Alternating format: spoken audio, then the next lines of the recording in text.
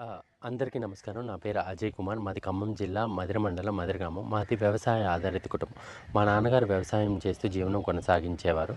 మా నాన్నగారు 18-20 ఎకరాలు వరి సాగు చేశారు. వరి సాగు చేస్తున్న సమయంలో మాకు గడ్డి తప్పితే ఏమీ మిగిలేది కాదు.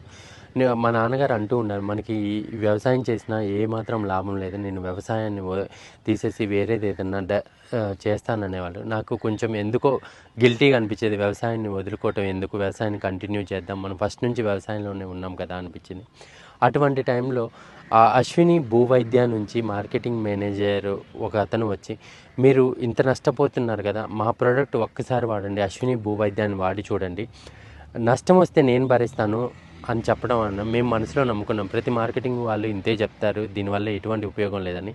కానీ తను మమ్మల్ని రిక్వెస్ట్ చేయించి ఒక ఎకరానికి తను 50 కేజీలు ఇవ్వటం వల్ల మేము ఒక ఎకరాన్ని సాగు చేసాం. ఆ ఒక ఎకరాన్ని సాగు చేయడం వల్ల ప్రతి సంవత్సరం 11,000 అయ్యే ఖర్చు మాకు ఆ సంవత్సరం 4,800 మాత్రమే ఖర్చయింది.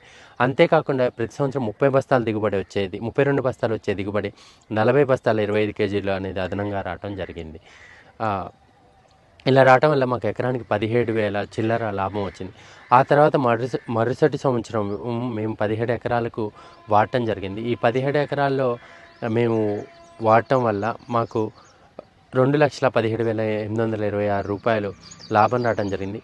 అంతేకాకుండా ఈ ఎన్‌పీకే వాడటం వల్ల మాకు చీడపీడలు అంటే రెడ్ హాట్ అగ్గి తెగులు, రసం తొలిచే పురుగులు బెడదలేదు.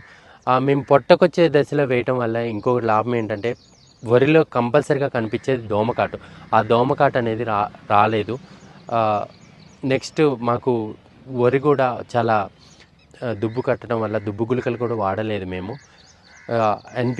అశ్విని భూవైద్య అనేది చాలా ఉపయోగకరంగా ఉంది.